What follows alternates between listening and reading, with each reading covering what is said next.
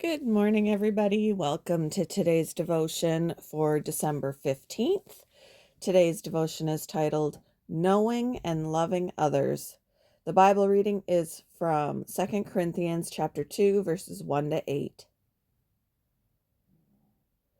So I made up my mind that I would not make another painful visit to you. For if I grieve you, who is left to make me glad but you whom I have grieved?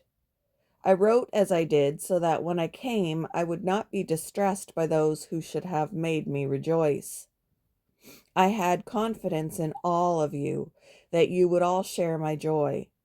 For I wrote you out of great distress and anguish of heart and with many tears, not to grieve you, but to let you know the depth of, not to grieve you, not to grieve you, but to let you know the depth of my love for you. If anyone has caused grief, he has not so much grieved me as he has grieved all of you to some extent. Not to put it too severely, the punishment inflicted on him by the majority is sufficient. Now, instead, you ought to forgive and comfort him, so that he will not be overwhelmed by excessive sorrow. I urge you, therefore, to reaffirm your love for him.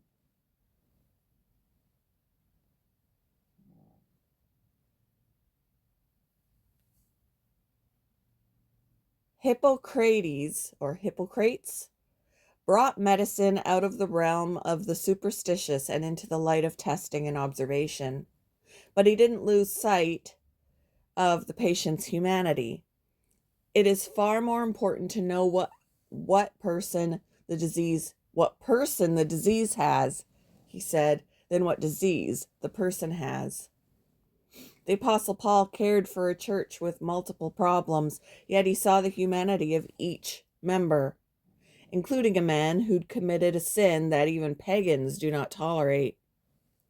Paul dealt strongly with the disease, and the man repented. Now, as he wrote another letter to the church in Corinth, Paul had affirming instructions for all of them. He recognized that this man's sin had affected everyone. He has grieved all of you to some extent, he said. But since the man had turned from his sin, Paul said, reaffirm your love for him. His motivation was clear. I wrote you out of great distress and anguish of heart and with many tears, not to grieve you, but to let you know the depth of my love for you. He knew them all and he loved them.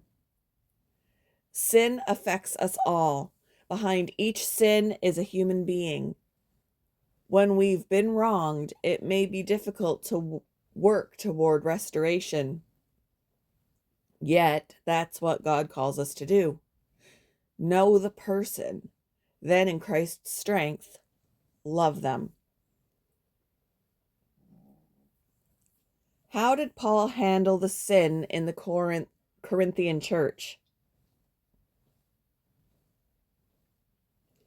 How does loving someone despite their sin differ from enablement?